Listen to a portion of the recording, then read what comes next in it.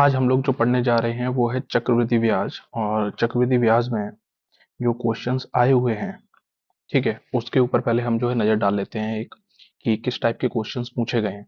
देखिए, चक्रवृद्धि ब्याज में जो है मूलधन ज्ञात करने संबंधी प्रश्न पूछे गए हैं, ठीक है, और समय ज्ञात करने संबंधी प्रश्न पूछे गए हैं। मिश्र धन ज्ञात करना, ये भी जो है इसके अंदर पूछा गया है।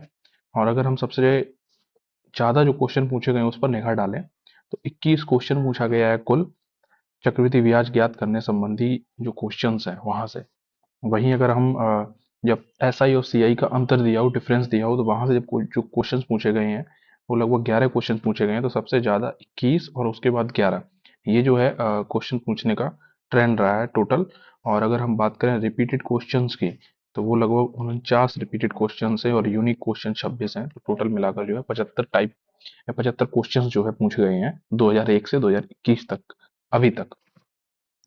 तो यहाँ जो हम लोग क्वेश्चन करेंगे वो जो है यूनिक क्वेश्चन भी कर लेंगे, ठीक है, और रिपीटेड क्वेश्चन जो रहेंगे उनकी थीम मैं आपको बताता चलूंगा कि किस टाइप के क्वेश्चंस पूछे जा रहे हैं। ठीक, पहला क्वेश्चन देखिए, मूलधन ज्ञात करने संबंधी प्रश्न है। कह रहा है कि एक राशि 2 वर्ष के लिए 20% वार्षिक दर पर चक्रवृद्धि ब्याज पर निवेश की गई। यदि प्राप्त ब्याज 2332 है तो मूलधन ज्ञात कीजिए। अब देखिए, हमको जो है मूलधन पूछा गया है और चक्रवृद्धि ब्याज की दर पर निवेश की गई है कोई राशि 20% वार्षिक ब्याज की दर पर। अब देखिए, इसे करने के दो तरीके हैं।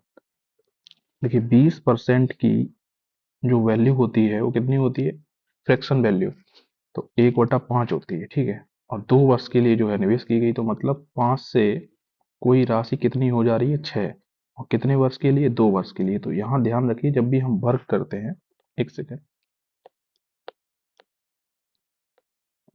हम्म, हम्म, दोबारा लिख देता हूँ मैं। 5 से कोई राशि 6 हो रही है और ये 2 वर्षों में हो रही है, ठीक है।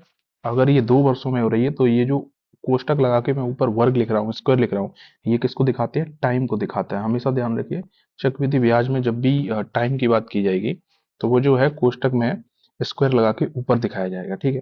तो ये टोटल वैल्यू कितनी हो जा रही है, 25 से 36 हो जा रही है, ठीक है। तो ये जो होता है ये होगा आपका प्रिंसिपल अमाउंट, और ये जो है अमाउंट बनेगा जाके, ये प्रिंसिपल रहेगा, ये अमाउंट बनेगा, और जो डिफरेंस निकल के आएगा ये सी आई कहलाएगा। तो अगर मैं देखूं तो यहाँ सी आई कितना निकल के आया, सी आई निकल के आया 6 में से 5 गया 1, 3 में से 2 गया 1, मतलब 11 जो है हमारा कंपाउंड इंटरेस्ट बना है 2 साल में। तो कह रहा है यदि प्राप्त ब्याज जो है 2332 है तो मूलधन ज्ञात कीजिए। तो 11 की वैल्यू जो है वो हमको दे रखी है कितनी, 2 3 3 2, एक की वैल्यू कितनी हो जाएगी, 11 दूनी 22, बच्चा 1, 11 एकम 11, बच्चा 2, और 11 दूनी 22, एक की वैल्यू 212। तो कह रहा है कि मूलधन ज्ञात कीजिए, अर्थात पी की वैल्यू जो है 25 है, तो मैं यहाँ से 25 की वैल्यू निकाल सकता हूँ।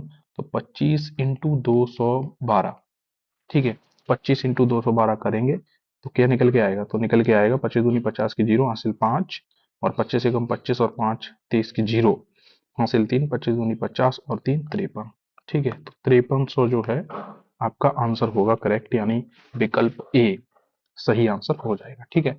तो इस प्रकार जो है हम इसको निकाल सकते हैं। और भी तरीका है।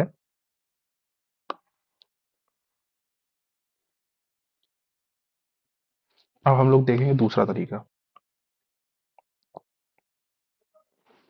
दूसरा तरीका देखिए कैसे करना है।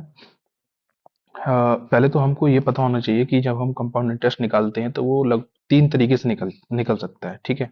वो 3 तरीके मैं यहाँ पहले लिखता हूँ। ये यहाँ देखिए, कंपाउंड इंटरेस्ट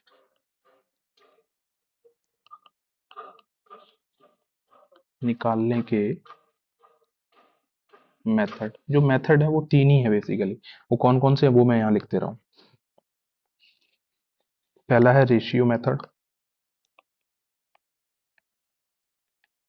रेशियो या सक्सेसिव,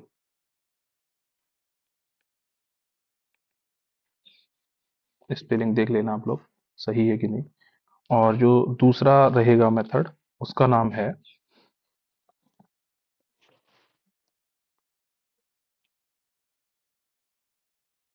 ट्री मेथड।